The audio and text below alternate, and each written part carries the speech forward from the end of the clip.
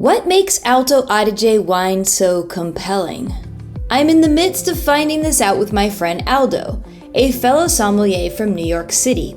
We're exploring this region not just through the glass, but on two wheels. With 2 days logged, we have 2 days left to go, and the difficulty is ramping up. We'll be cycling some of the most challenging alpine routes: Passo Mendola, the Selleronda, and hopefully the iconic Stelvio. The trip ends at Atelier Moessmer, a 3-star Michelin restaurant to discover if Südtirol spirit holds true at the highest level. But first, we need to dive into the wines. Smell this. Oh, wow. What the heck is going on in there? Yeah. 21 was good for you, huh? 21 was a cool vintage and good for us. Yeah. Cool vintage is you always... can smell this. This is a very famous winery that we are at right now. Anybody who knows anything about Alto Adige knows how to say the name of this winery, except for me. La Gator. La Gator. I've been saying it wrong for the whole time. But this is me. This is one thing that I do. Aldo tells me as we leave that this Chardonnay put Alto Adige on the international stage. I guess this is a good time to back out and show you what's going on here. Alto Adige is Italy's coolest wine region. Originally, the most important wines included regional specialties like Pinot Grigio, Gewürztraminer, and Müller-Thurgau. But as the younger generations took over, they started to experiment with other varieties like Pinot Noir, Chardonnay, and even Cab and Merlot. So what makes these wines unique to Alto Adige? That's what we're here to find out.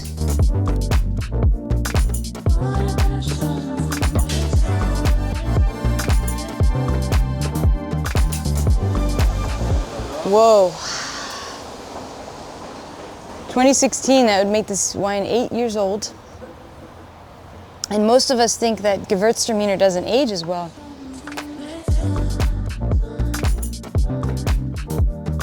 It's beautifully balanced, right? It has this savory quality. And you don't pick up the alcohol. It's a conversation we had all day long. You don't pick up the alcohol? Notice a little bit, but not too much.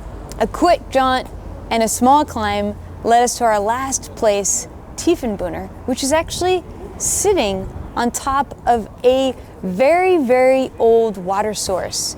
It's a spring, and the water there has a really high calcium content. When you taste the water, I noticed this incredible texture on my tongue. And then when I tasted the wines, I noticed the exact same texture in them as well. Now we're in Saint Michael and Eppen.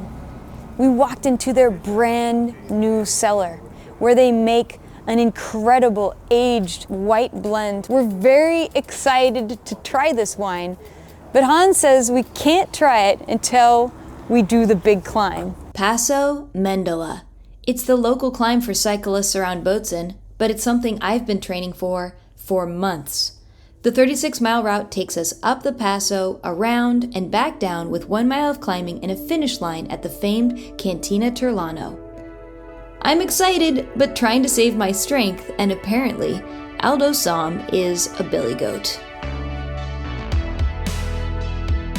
Better. Climbing Passo Mendola has made me hyper aware of how it gets colder as you go up. And this is the secret behind the wide diversity of wines here.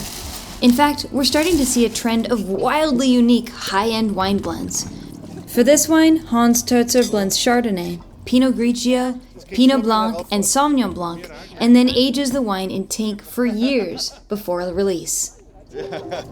Standing up there, cold, on top of Mendola Pass, I started to develop a keen appreciation to all the senses I was experiencing. Wow, look at that color. This smells like a Hans Terzer wine. Yeah. It does. That smells amazing. I don't know if it's me after climbing this elevation. I gotta say, it's weird to feel drinking at the top of a hill. This is the first time for me. Top of a hill or top of a mountain? Top of a mountain. But it's delicious, no? The flavors are so much more pure, more focused. Really fantastic wine. Good job. Nice work. Yeah.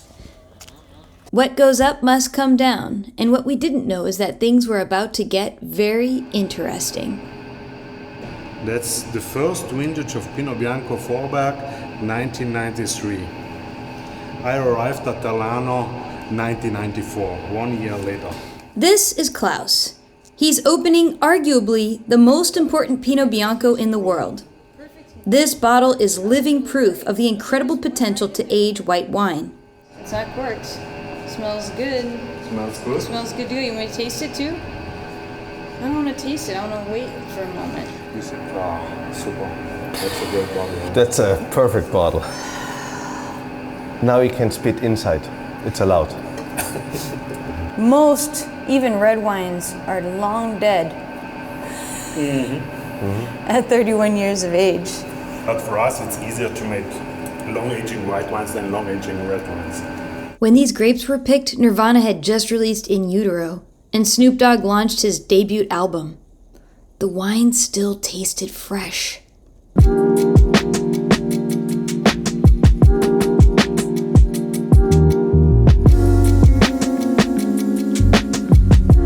Okay, what are we going to do?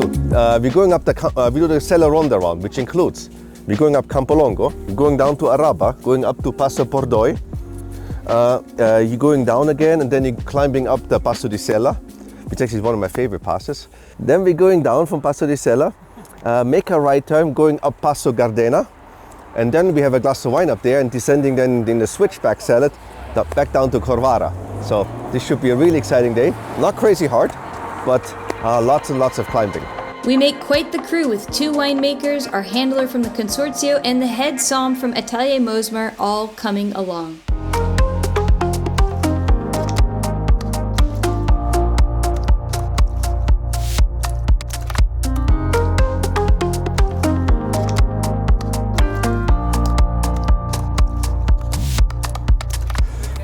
Noch drei! First pass, 3 to go.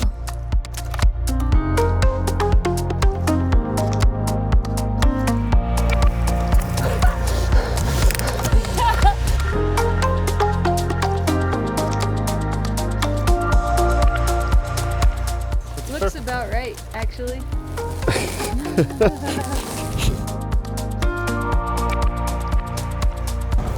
Here, wait, your turn.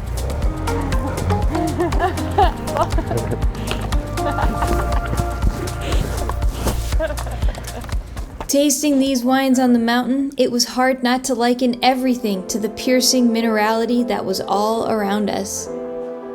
It made the efforts at the restaurant where we were about to go even that much more impressive.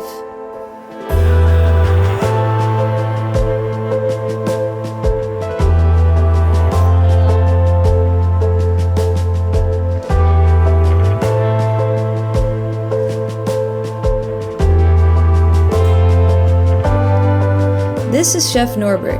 The driving force behind his philosophy is ethical cuisine. He wants to change the way we eat, collaborate, and live. So now I bring you the original book for this house. This is Moessmer, Bruneck, Tirol. So this was done before World War I. At that time, this area used to be Austrian. And this is all the original book for the fabrics what Moessmer produces. It's amazing, no? So yes, Oh it's goodness. cooked wool. So this was used mostly for going hunting, and it's like the old jeans in America. Farmers here, they used the Loden. But back in the military used it too, no? Yes. Yeah. And they have crazy colors of them. When you see here, the back is like a little bit like Scotland. Oh my God. It's like Burberry. Yes. Wow. Yeah. And you still can have them because they have the old looms, and so you can still work them. And the thing is, this was the biggest factory here in Brunico. They had over 500 people working there, so there's still 5 acres of old industrial buildings.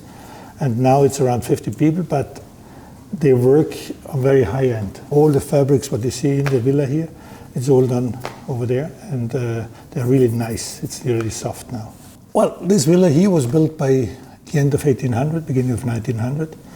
And it was built for Mr. Moessmer. He was the owner, and he was living here.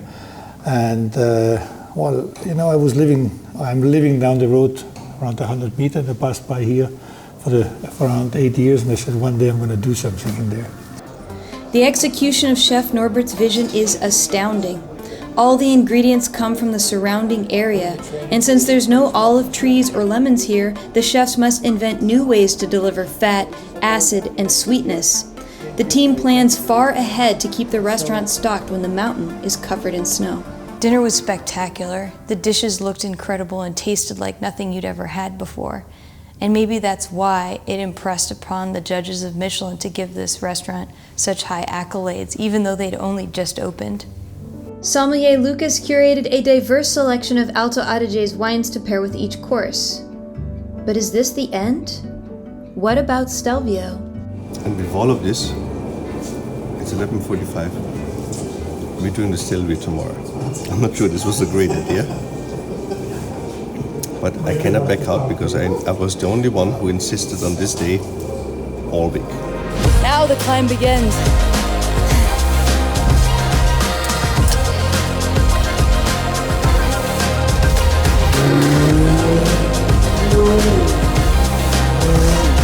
It's so good to have this day. Like that, you also can ride. With every new bottle, we open the door to a time, a place, and a people.